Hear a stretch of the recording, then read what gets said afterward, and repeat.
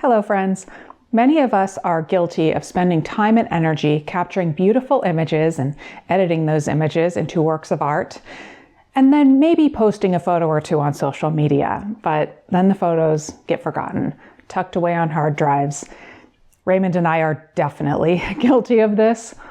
We do have some photos printed and displayed in our home.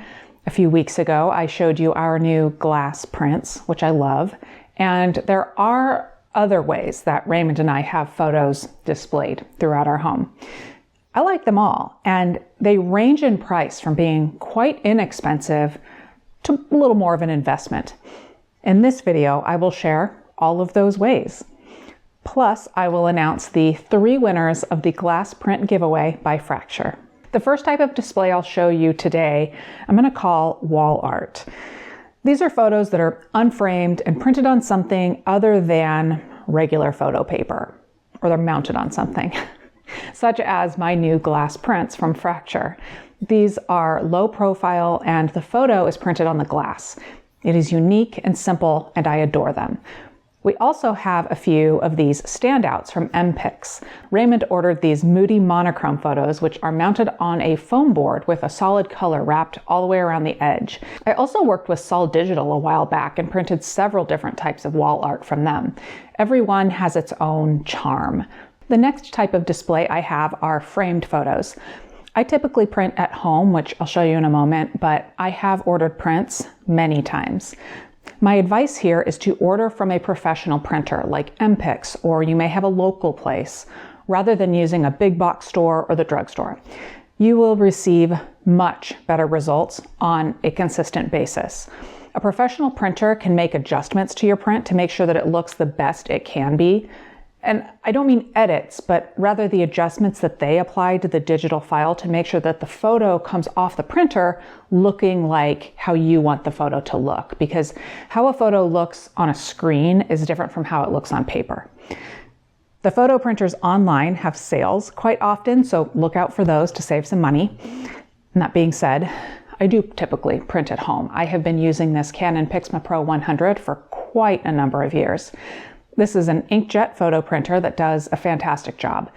It's not cheap to print at home. You have individual ink tanks in there and they're not inexpensive. However, I love printing at home and I print enough that it's worth it for me. We also have a couple of these Canon selfie printers like this one in Raymond's office. These are little dye sub printers that spit out prints quite quickly. The name of the game here is speed and impulsiveness rather than super high image quality. Raymond and I do love these because you can go from photo to print in just a few minutes. And now for frames. I am partial to inexpensive, simple black frames with white matte. I typically get them from IKEA or Target. These are nice not only because they're inexpensive, but also because you can switch out your photos whenever you want. I also hang prints on this wire that is actually a curtain rod from IKEA. I clip the photos on here, sometimes with a gray twine to make the prints hang lower.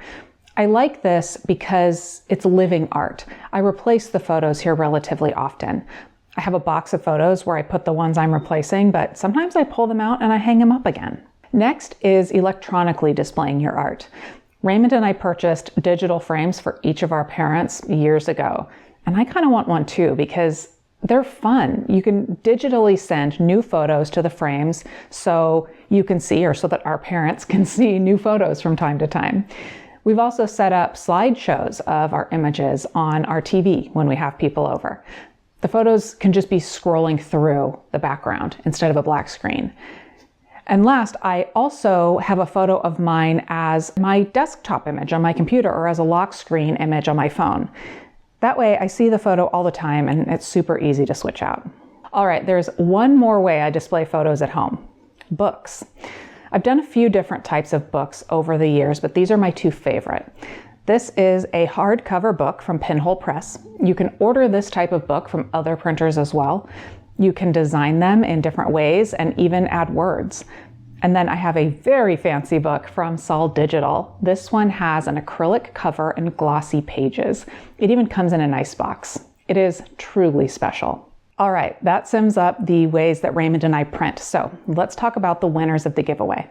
A few weeks ago, I announced that Fracture would be giving away an extra large glass print to 3 of you. And I have the winners. They are John Toth, Alejandro Reyes, and Rahul Singh. You 3 should have emails already in your inbox with instructions on how to order your print. Congratulations and enjoy. And that is all for today, my friends. I hope this video gives you the push you need to display your photography in one way or another. The holidays are coming up and you might be having some people over to your home. Wouldn't it be cool if they could see your beautiful art in a coffee table book or hanging on your walls? And I already know that I am also giving a few photo gifts to friends and family this year. Okay, I will link to all of the companies and the things that I talked about in the description of this video.